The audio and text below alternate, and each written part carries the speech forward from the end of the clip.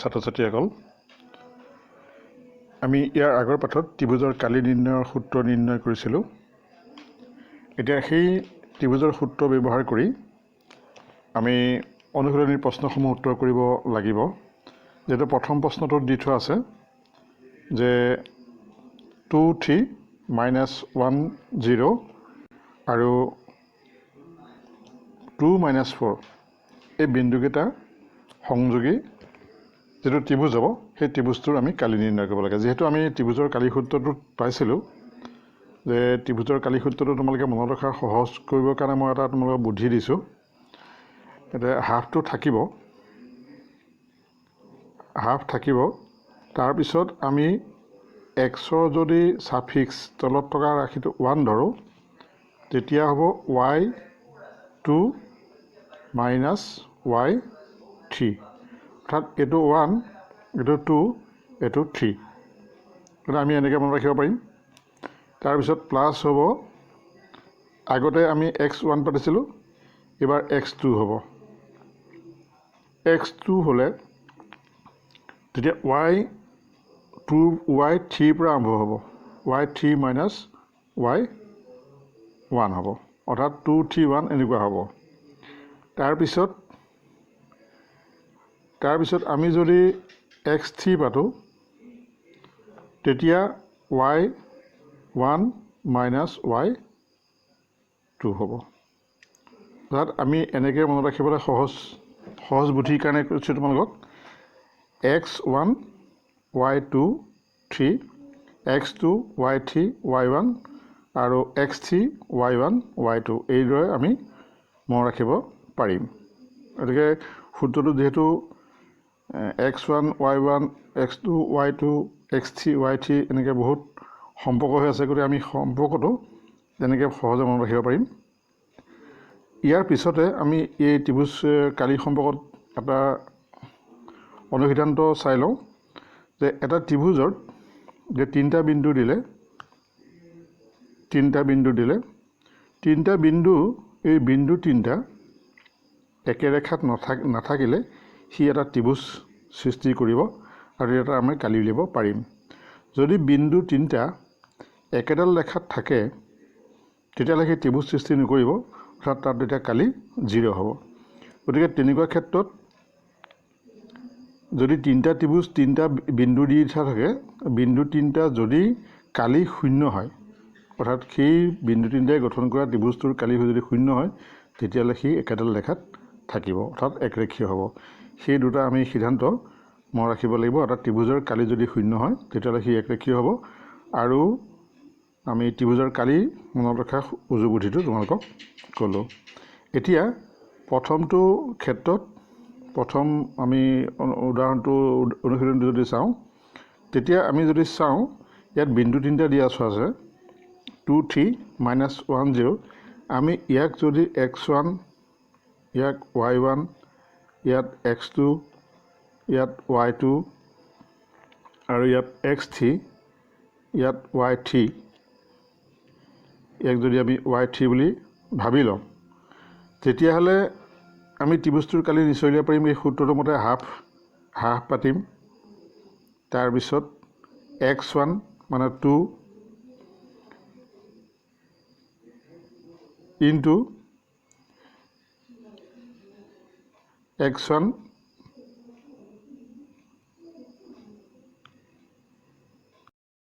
7.3 এক নম্বৰ প্ৰশ্নটো আমি উত্তৰ কৰিব লৈছোঁ। ইয়াত আমি ধৰি ল'লোঁ এই বিন্দুৰ মান প্ৰথম বিন্দুটো, বি বিন্দুৰ মান দ্বিতীয় বিন্দুটো আৰু তৃতীয় বিন্দুটো হ'ল চি। আমি ধৰি ল'লোঁ 2 - 4। এতিয়া আমি আগতে কোৱাৰ দৰে x1 y1 যদি ইয়াক পাতোঁ, x2 y2 যদি পাতোঁ আৰু x3 y3 যদি ইয়াত মান পাতি লওঁ তেতিয়া ত্ৰিভুজৰ কালি তেতিয়া ABC এই বিন্দু তিনিটাই গঠন কৰা ত্ৰিভুজটোৰ কালি ABC হ'ব। ABCৰ কালি আমি পাতিব পাৰিম x1 ইনটু y2 - y3। গতিকে আমি এই সূত্ৰটো যিটো তোমালোকক অলপ আগতে কৈছিলোঁ সেই সূত্ৰটো আমি বহাই দিলোঁ। বহাৰ পিছত আমি এই মানবিলাক চাই যদি পাতি দিওঁ অৰ্থাৎ এই গোটেই মানবিলাক যদি আমি x1ৰ মান যিহেতু 2 আৰু y2 আৰু y3 y2 মানটো হ'ল 0 y3 মানটো হ'ল 4 -4 গতিকে আমি প্ৰথম ৰাশিটোৰ মান পাতিলোঁ তেনেকৈ দ্বিতীয় ৰাশিটোত x2 মান আছে x2 মান যেহেতু -1 আৰু y3 মানটো হ'ল -4 আৰু y1 মানটো হ'ল 3 গতিকে তাত মাইনাছ হ'ল -3 যেহেতু মাইনাছ আছে তাৰপিছত x3 মানটো আমি পালোঁ 2 আৰু তেনেকৈ গোটেই মানবিলাক যদি আমি চাই বঢ়াই দিওঁ তেতিয়াহ'লে এনেকুৱা হ'ব মানবিলাক এনেকুৱা মান আমি এটা পাম এতিয়া ইয়াৰ পিছত আমি সৰল কৰিবলৈ যদি যাওঁ 2 মাইনাছে +4 হ'ল গতিকে 2 × 0 + 4 হ'ল আৰু -1 আৰু -4 আৰু -7 এই দুটা হ'ল -7 হ'ব গতিকে -1 -7 আমি পূৰণ কৰিব লাগিব এইটো পূৰণ কৰিলে তাৰ মানটো হ'ব +7 আৰু 2 আৰু 3 যোগ পূৰণ কৰিলে হ'ব 6 গতিকে 8 2 × 4 মানে 8 0 + 4 মানে 4 হ'ব আৰু -1 7 পূৰণ কৰিলে 7 হ'ব আৰু 2 × 3 মানে 6 হ'ব গতিকে 8 + 7 + 6 গতিকে তাৰ মানটো হ'ব 21 21/2 ইমান বৰ্গ একক আমি লিখিব লাগিব গতিকে আমি ABC ত্ৰিভুজৰ কালি খুব সহজতে এই সূত্ৰটোৰ সহায়ত উলিয়াব পাৰিম 2 নম্বৰ প্ৰশ্নটোৰ ক্ষেত্ৰত যে কেৰ মান উলিয়াব লাগে আৰু কেৰ মান কেতিয়া হ'ব লাগে যেতিয়া একৰেখীয় হয় একৰেখীয় হ'লে আমি আগতে কৈছিলোঁ যে একৰেখীয় কেতিয়া হ'ব যদি তাৰ কালিটো 0 হয় এই বিন্দু তিনিটাই গঠন কৰা ত্ৰিভুজৰ কালি উলিওৱা যিটো আমি সূত্ৰ ত্ৰিভুজৰ কালি উলিওৱা সূত্ৰৰ পৰা কালি যদি উলিয়াওঁ তেতিয়া সেই তাৰ কালিটোৰ মান হ'ব লাগিব 0 অৰ্থাৎ এই বিন্দু তিনিটাই গঠন কৰা ত্ৰিভুজটোৰ কালি 0 আমি যদি এই বিন্দুকেইটাক আগৰ গতে কম্পেয়াৰ কৰি চাওঁ তুলনা কৰি চাওঁ এইটো যদি x1 এইটো y1 এইটো x2 এইটো y2 আৰু 3 কেক আমি যদি x3 y3 হিচাপে ভাবি লওঁ তেতিয়াহ'লে এই বিন্দুকেইটাই গঠন কৰা আমি নিশ্চয় ত্ৰিভুজৰ কালি উলিয়াব পাৰিম আৰু সেই কালিটোৰ মান 0 হ'ব লাগিব 0 হ'ব গতিকে আমি সেই অংকটোকে এতিয়া কৰি দিছোঁ তোমালোকে চাবা 2ৰ 1 নম্বৰ প্ৰশ্নটোত আমি আগতে ধৰাৰ নিচিনাকৈ প্ৰথম বিন্দুটোক A বিন্দু ধৰিলোঁ দ্বিতীয় বিন্দুটোক আমি B বিন্দু ধৰিলোঁ আৰু তৃতীয় বিন্দুটোক C বিন্দু ধৰিলোঁ অৰ্থাৎ এইটো যদি আমি তুলনা কৰি চাওঁ x1 y1 আৰু x2 y2 আৰু x3 y3 হিচাপে আমি তুলনা কৰি যদি চাওঁ ত্ৰিভুজৰ কালিৰ সূত্ৰটোত বহাবলৈ তেতিয়াহ'লে তাৰ পৰা আমি এই বিন্দু তিনিটাই গঠন কৰা ত্ৰিভুজটোৰ কালি একৰেখীয় হোৱাৰ কাৰণে যিহেতু বিন্দু তিনিটা একবিন্দুগামী গতিকে ABC ত্ৰিভুজৰ কালি 0 হ'ব এই কথাটো বিশেষ মনোযোগেৰে দিবলগীয়া কথা কেলে তেতিয়াহে আমি কেৰ মান উলিয়াব পাৰিম কাৰণ যেহেতু কালি 0 একবিন্দুগামী শব্দটোৰে এই ত্ৰিভুজটোৰ কালি 0 হ'ব গতিকে সেইবাবে আমি এই ত্ৰিভুজৰ কালি সূত্ৰটো বহাই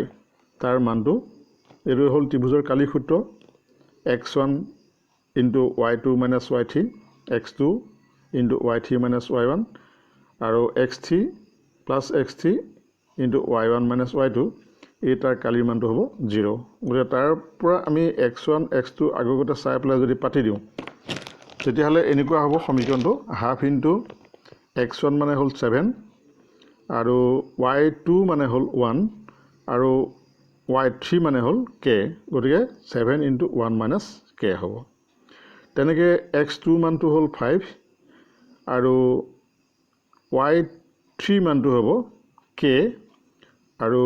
y1 মানটো হ'ব -2 গতিকে তাৰ আগত এটা মাইনাছ হ'ল -2 হ'ল গতিকে আমি এনেকৈ চাই পেলাই মানবিলাক পাতি দিলোঁ পাতি দিয়াৰ পিছত তাৰ ইকুৱেল আমি 0 পাতিব লাগিব যেহেতু ইয়াত আমি এতিয়া পূৰণ কৰি চাওঁ 7ৰে 1ক পূৰণ কৰিলে 7 7ৰে -k পূৰণ কৰিলে -7k 5ৰে k পূৰণ কৰিলে 5k আৰু এই মাইনাছে +2 হ'ল গতিকে 5ৰে +2 কৰিলে +10 হ'ল 2ৰ 1 নম্বৰ প্ৰশ্নটোত আমি আগতে ধৰাৰ নিচিনাকৈ প্ৰথম বিন্দুটোক A বিন্দু ধৰিলোঁ দ্বিতীয় বিন্দুটোক আমি B বিন্দু ধৰিলোঁ আৰু তৃতীয় বিন্দুটোক C বিন্দু ধৰিলোঁ অৰ্থাৎ এইটো যদি আমি তুলনা কৰি চাওঁ x1 y1 আৰু x2 y2 আৰু x3 y3 হিচাপে আমি তুলনা কৰি যদি চাওঁ ত্ৰিভুজৰ কালিৰ সূত্ৰটো বহাবলৈ তেতিয়াহ'লে তাৰ পৰা আমি এই বিন্দু তিনিটাই গঠন কৰা ত্ৰিভুজটোৰ কালি একৰেখীয় হোৱাৰ কাৰণে যেহেতু বিন্দু তিনিটা একবিন্দুগামী গতিকে ABC ত্ৰিভুজৰ কালি শূন্য হ'ব এই কথাটো বিশেষ মনোযোগে দিবলগীয়া কথা কেলে তেতিয়াহে আমি কে মান লিব পাৰিম কাৰণ যেহেতু কালি শূন্য একবিন্দুগামী শব্দটোৰে এই ত্ৰিভুজটোৰ কালি শূন্য হ'ব গতিকে সেইবাবে আমি এই ত্ৰিভুজৰ কালি সূত্ৰটো বহাই তাৰ মানটো এইটো হ'ল ত্ৰিভুজৰ কালি সূত্ৰ x1 into y2 minus y3 x2 into y3 minus y1 আৰু x3 plus x3 into y1 minus y2 এই তাৰ কালিৰ মানটো হ'ব 0 গতিকে তাৰ পৰা আমি x1 x2 আগগতে চাই পেলাই যদি পাতি দিওঁ তেতিয়াহ'লে এনেকুৱা হ'ব সমীকৰণটো হাফ ইনটু x1 মানে হ'ল 7 আৰু y2 মানে হ'ল 1 আৰু y3 মানে হ'ল k গতিকে 7 into 1 minus k হ'ব তেনেকৈ x2 মানটো হ'ল 5 আৰু y3 মানটো হ'ব k আৰু y1 মানটো হ'ব -2 গতিকে তাৰ আগত এটা মাইনাছ হ'ল -2 হ'ল গতিকে আমি এনেকৈ চাই পেলাই মানবিলাক পাতি দিলোঁ পাতি দিয়াৰ পিছত তাৰ ইকুৱেল আমি 0 পাতিব লাগিব যেহেতু ইয়াত আমি এতিয়া পূৰণ কৰি চাওঁ 7ৰে 1ক পূৰণ কৰিলে 7 7ৰে -k পূৰণ কৰিলে -7k 5ৰে k পূৰণ কৰিলে 5k আৰু এই মাইনাছে +2 হ'ল গতিকে 5ৰে +2 কৰিলে +10 হ'ল 3 into 2 minus 1 2 minus 1 মানে -3 হ'ব গতিকে 3 into -9 হ'ব গতিকে এইটো আমি সৰল কৰিলে পাম +10 + 7 সমান +17 আৰু -9 কৰিলে 8 হ'ব 8 minus twice 7k -7k plus 5k সমান twice k হ'ব তাৰ ইকুৱেল 0 হ'ব এতিয়া হাফটোৱে আমি শূন্য হৰণ কৰি দিলে 0 হ'ব গতিকে এই ৰাশিটোৰ পৰা আমি twice k টো আমি ৰাখিলোঁ এফালে আৰু 8 টো সিফালে লৈ গ'লোঁ অৰ্থাৎ twice k টো আমি এইফালে লৈ আহিলোঁ তেতিয়া +2 k হ'ল আৰু ইকুৱেল 8 থাকিলে এতিয়া k মানটো হ'ব 4 গতিকে আমি এনেদৰে এইটো প্ৰশ্নৰ উত্তৰ কৰিব পাৰিম 3 নম্বৰ প্ৰশ্নটোত আমাক দিছে যে তিনিটা বিন্দু 0 1 0 -1 2 1 আৰু 0 3 শীৰ্ষবিন্দু কেইটাৰে গঠিত ত্ৰিভুজটোৰ বাহুবিলাকৰ মধ্যবিন্দু কেইটাৰে সংযোগ কৰি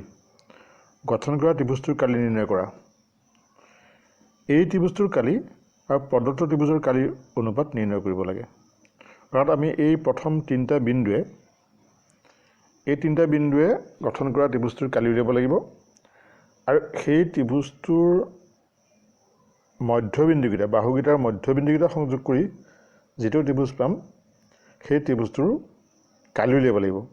আৰু দুইটাৰ কালিৰ অনুপাত উলিয়াব লাগিব যে আমি এই প্ৰথম যেটো বিন্দু আছে আমি এইটো বিন্দু আমি প্ৰশ্নটো কৰিবলৈ যাওঁতে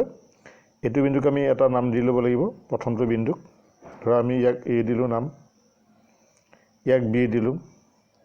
ইয়াক C দিলোঁ তাৰপিছত ইয়াক আমি এই বিন্দুটোৰ মান x1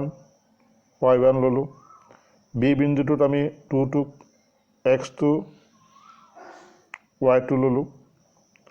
আৰু C বিন্দুটোত আমি তেনেকৈ 0 ঠিক আমি x3 y3 ল'লোঁ লোৱাৰ পিছত আমি যিহেতু ত্ৰিভুজৰ কালি উলিওৱা সূত্ৰটো আমি পাই আহিছোঁ গতিকে কালি উলিওৱা সূত্ৰটো মই তোমালোকক প্ৰথমতে কৈছোঁ যে দুভাগৰ 1 আমি কমন লৈছিলোঁ x1 টো পাতিলে x1 into y2 minus y3 হ'ব আমি যদি প্ৰথম ৰাশিটোৱে মানিলোঁ x1 ৰ মান হ'ল দুভাগৰ 1 0 হ'ল x1 ৰ মান 0 y2 মানটো হ'ল 1 আৰু y3 মানটো হ'ল -3 গতিকে 0 into 1 - 3 0 পূৰণ কৰিলেতো যি সংখ্যাই নহওক 0 হৈ যাব গতিকে 0 into যেতিয়া আছে সেইটো মান 0 হ'ব আমি সেই সূত্ৰ ব্যৱহাৰ কৰি ত্ৰিভুজটোৰ ABC ত্ৰিভুজটোৰ কালি উলিয়াম কালি উলিওৱাৰ পিছত সেই ত্ৰিভুজটো যেতিয়া আমি আঁকিম তোমালোকে চাবা যে এই ত্ৰিভুজটো আমি আঁকিলোঁ ABC এতিয়া মধ্যবিন্দুকেইটা সংযোগ কৰি দিলোঁ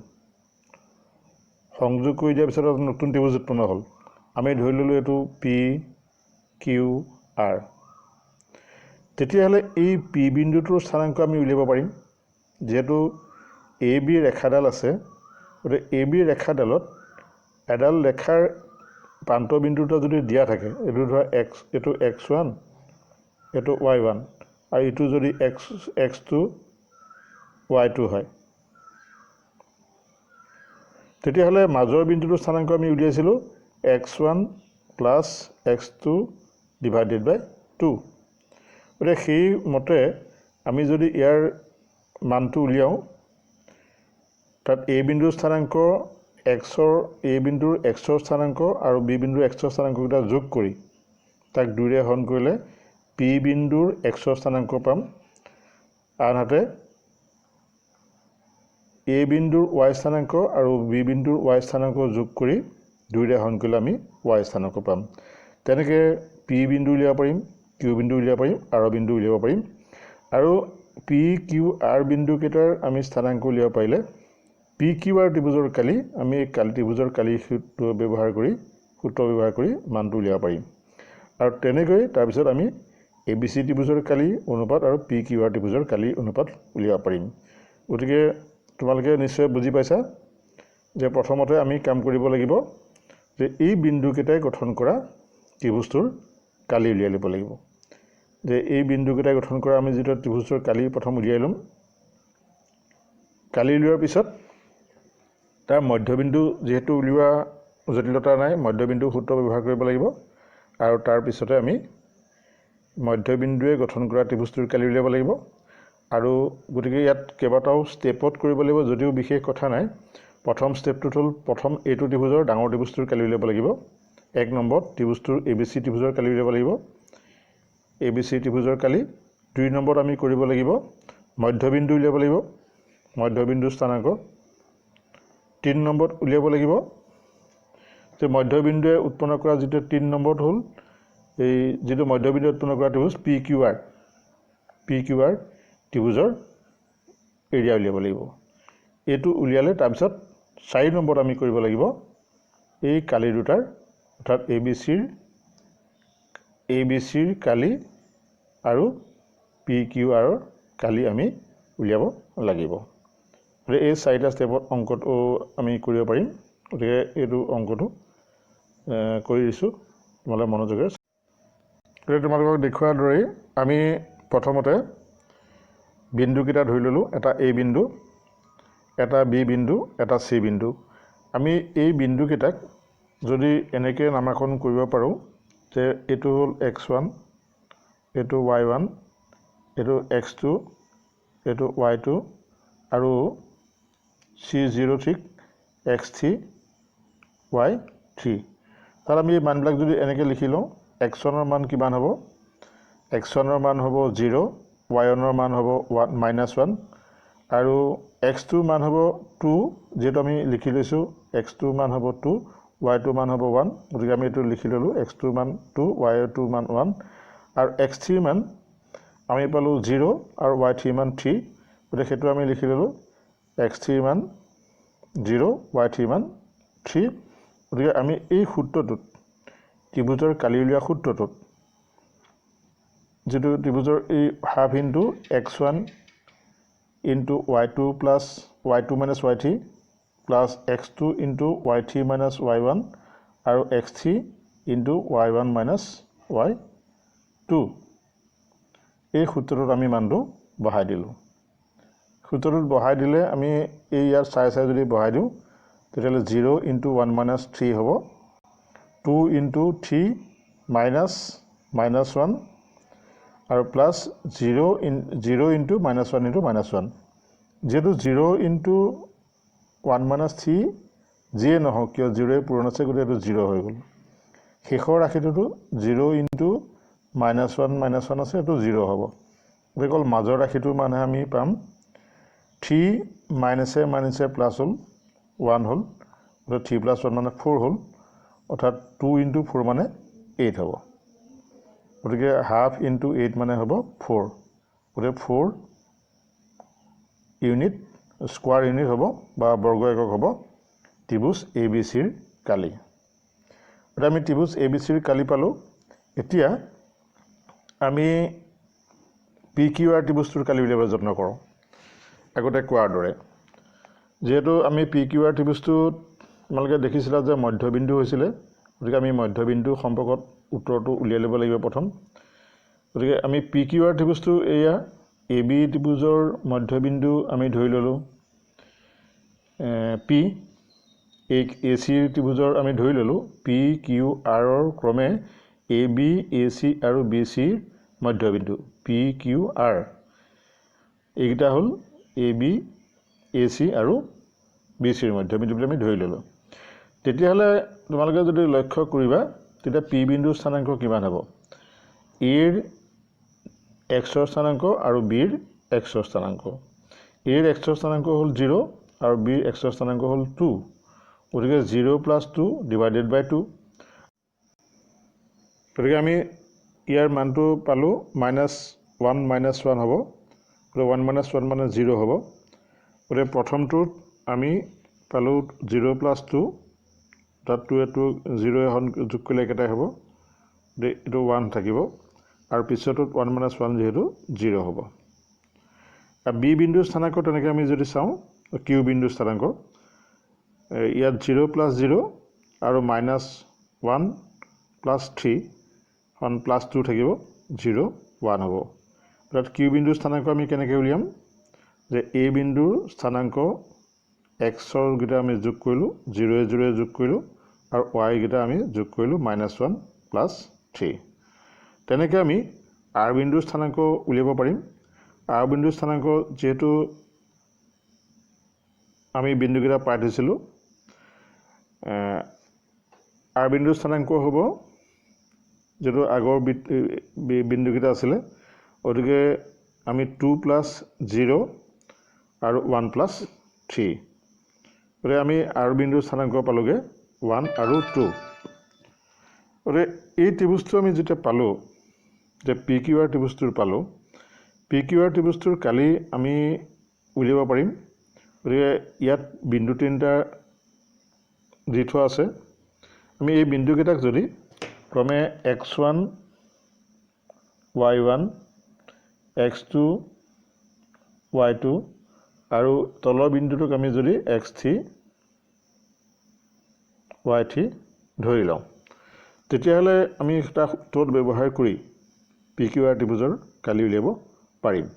গতিকে PQR ত্ৰিভুজৰ কালি সূত্ৰটো আমি বহাই পেলাই মানটো উলিয়াইছো হাফ ইনটু x1 মানে ইয়াত হল 1 x1 মানে 1 আৰু y2 মানে হল 1 আৰু y3 মানে হল 2 গতিকে আমি প্ৰথম ৰাশিটো তেনেকৈ পাতিলো হাফ ইনটু 1 ইনটু 1 - 2 তাৰ পিছত তেনেকৈ x2 ইনটু y3 - y1 এটো হ'ব আৰু x3 ইনটু y1 - y2 মান এটো হ'ব আৰু শেষত গৈ আমি তোমালোকে এই বিন্দুবিলাক চালে গম পাবা কেনেকৈ এইবিলাক মান আহিছে আমি চাই মাত্ৰ তোমালোকে পাতি দিলেই হ'ল এতিয়া ইয়াৰ মানটো আমি যদি সৰল কৰোঁ তেতিয়ালে দেখিবলৈ পাম প্ৰথমটো ৰাশিত 1 ইনটু 1 - 2 অৰ্থাৎ ইয়াত কিমান হ'ব মান -1 - 2 মানে হ'ল -1 গতিকে -1 এ +1 এ পুন কৰিলে -1 ইয়াত ইয়াৰ মানটো হ'ব -1 আৰু শেষৰ ৰাশিটোত মাজৰ ৰাশিটোতো 0 হৈ গুচি যাব এটো 0 হৈ যাব আৰু ইয়াত থাকিলে -1 গতিকে -1 এ -1 এ পুন কৰিলে যোগ কৰিলে -2 হ'ব গতিকে 2 ইনটু 2 মানে হ'ব -1 যেহেতু আমি ত্ৰিভুজৰ কালিৰ কথা কৈছো গতিকে ত্ৰিভুজৰ কালিটো ঋণাত্মক হ'ব নোৱাৰে আমি -1 বৰ্গ একক ধৰিলো কিন্তু ইয়াত চিনটো আমি ধৰা নাই সাংখ্যিক মানটো ধৰিলো সাংখ্যিকভাৱে আমি ইয়াৰ মানটো ধৰিলো 1 গতিকে ইয়াৰ এককটো আমি ধৰিলো কি 1 বৰ্গ একক আমি সাংখ্যিক মানটোহে ধৰিছোঁ, ঋণাত্মক মানটো চিনটো বাদ দিছোঁ। তেতিয়াহ'লে area of P Q R কালি আমি পালোঁ যিহেতু 1 আৰু ABC কালি পালোঁ আমি 4, গতিকে সিহঁতৰ অনুপাত হ'ব 1:4। গতিকে এই চাৰিটা খণ্ডকে আমি এই অংকটো কৰিব পাৰিলোঁ। হয়তো তোমালোকে বুজি পাইছা। গতিকে আগৰ পৰা যদি চাওঁ আমি কেনেকুৱা হ'ব যে ত্ৰিভুজৰ কালিৰ সূত্ৰটো আমি ব্যৱহাৰ কৰিছোঁ আৰু ত্ৰিভুজৰ মধ্যবিন্দু ইয়াত ত্ৰিভুজৰ কালিৰ সূত্ৰ ব্যৱহাৰ কৰিলোঁ, এইটো আমি কালিৰ সূত্ৰ ব্যৱহাৰ কৰিলোঁ আৰু এইটো মধ্যবিন্দু সম্পৰ্কীয় সূত্ৰ ব্যৱহাৰ কৰিলোঁ। এই সূত্ৰকেইটা ব্যৱহাৰ কৰি আমি শেষত সিহঁতৰ অনুপাত উলিয়াইছোঁ। এইটো আমি শেষত অনুপাত উলিয়াইছোঁ। গতিকে এই তিনিটা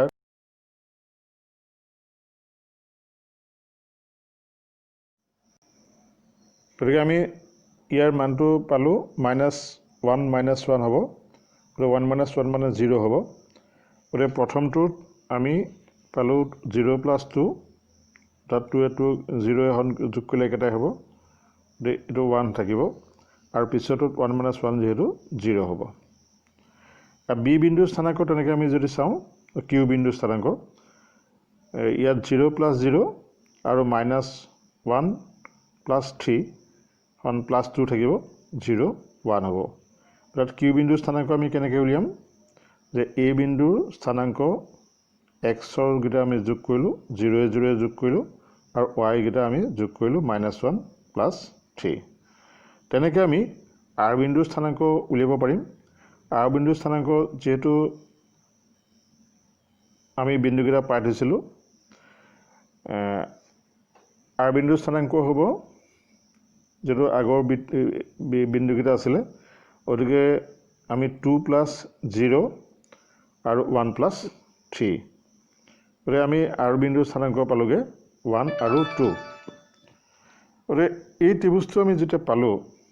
যে পি কিউ আৰ ত্ৰিভুজটোৰ পালোঁ, পি কিউ আৰ ত্ৰিভুজটোৰ কালি আমি উলিয়াব পাৰিম। গতিকে ইয়াত বিন্দু তিনিটা দি থোৱা আছে। আমি এই বিন্দুকেইটাক যদি ক্ৰমে x1 y1 x2 y2 আৰু তলৰ বিন্দুটোক আমি যদি x3 y3 ধৰি লওঁ, তেতিয়াহ'লে আমি এটা সূত্ৰত ব্যৱহাৰ কৰি পি কিউ আৰ ত্ৰিভুজৰ কালি উলিয়াব পাৰিম। গতিকে পি কিউ আৰ ত্ৰিভুজৰ কালি সূত্ৰটো আমি বহাই পেলাই মানটো উলিয়াইছোঁ, হাফ ইনটু x1 মানে ইয়াত হ'ল 1, x1 মানে 1 আৰু y2 মানে হ'ল 1 আৰু y3 মানে হ'ল 2। গতিকে আমি প্ৰথম ৰাশিটো তেনেকৈ পাতিলোঁ, হাফ ইনটু 1 ইনটু 1 - 2। তাৰপিছত তেনেকৈ x2 ইনটু y3 - y1 এইটো হ'ব আৰু x3 ইনটু y1 - y2 মান এইটো হ'ব। আৰু শেষত গৈ আমি তোমালোকে এই বিন্দুবিলাক চালেই গম পাবা কেনেকৈ এইবিলাক মান আহিছে। আমি চাই মাত্ৰ তোমালোকে পাতি দিলেই হ'ল। এতিয়া ইয়াৰ মানটো আমি যদি সৰল কৰোঁ, তেতিয়াহ'লে দেখিবলৈ পাম প্ৰথমটো ৰাশিত 1 ইনটু 1 - 2, অৰ্থাৎ ইয়াত কিমান হ'ব মান -1 - 2 মানে হ'ল -1। গতিকে -1 +1 পোন কৰিলে -1, ইয়াৰ মানটো হ'ব -1। আৰু শেষৰ ৰাশিটোত, মাজৰ ৰাশিটোতো 0 হৈ গুচি যাব, এইটো 0 হৈ যাব আৰু ইয়াত থাকিলে -1। গতিকে -1 পোন কৰিলে যোগ কৰিলে -2 হ'ব। গতিকে 2 ইনটু 2 মানে হ'ব -1। যিহেতু আমি ত্ৰিভুজৰ কালিৰ কথা কৈছোঁ, গতিকে ত্ৰিভুজৰ কালিটো ঋণাত্মক হ'ব নোৱাৰে। গতিকে আমি -1 বৰ্গ একক ধৰিলোঁ, কিন্তু ইয়াত চিনটো আমি ধৰা নাই, সাংখ্যিক মানটো ধৰিলোঁ। সাংখ্যিকভাৱে আমি ইয়াৰ মানটো ধৰিলোঁ 1। গতিকে ইয়াৰ এককটো আমি ধৰিলোঁ কি 1 বৰ্গ একক। আমি সাংখ্যিক মানটোহে ধৰিছোঁ, ঋণাত্মক মানটো চিনটো বাদ দিছোঁ। তেতিয়াহ'লে area of P Q R কালি আমি পালোঁ যিহেতু 1 আৰু ABC কালি পালোঁ আমি 4, গতিকে সিহঁতৰ অনুপাত হ'ব 1:4। গতিকে এই চাৰিটা খণ্ডকে আমি এই অংকটো কৰিব পাৰিলোঁ। হয়তো তোমালোকে বুজি পাইছা। গতিকে আগৰ পৰা যদি চাওঁ আমি কেনেকুৱা হ'ব যে ত্ৰিভুজৰ কালি সূত্ৰটো আমি ব্যৱহাৰ কৰিছোঁ আৰু ত্ৰিভুজৰ মধ্যবিন্দু ইয়াত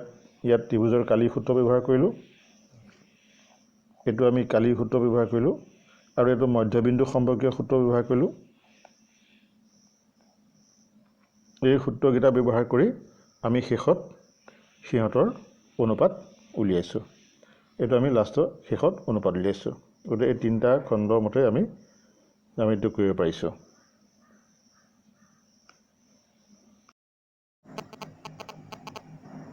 ইয়াৰ মানটো হ'ব 17 3 × 2 - 1 2 - 1 মানে -3 হ'ব, গতিকে 3 × -9 হ'ব। এইটো আমি সৰল কৰিলে পাম +10 + 7 = +17 আৰু -9 কৰিলে 8 হ'ব। 8 - twice 7k -7k + 5k = twice k হ'ব, তাৰ = 0 হ'ব। এতিয়া হাফটোৱে আমি 0 হৰণ কৰি দিলে 0 হ'ব। গতিকে এই ৰাশিটোৰ পৰা আমি twice kটো আমি ৰাখিলোঁ এফালে আৰু 8টো সিফালে লৈ গ'লোঁ, অৰ্থাৎ twice kটো আমি এইফালে লৈ আহিলোঁ, তেতিয়া +twice k হ'ল আৰু = 8 থাকিলে। এতিয়া k মানটো হ'ব 4। গতিকে আমি এনেদৰে এইটো প্ৰশ্নৰ উত্তৰ কৰিব পাৰিম।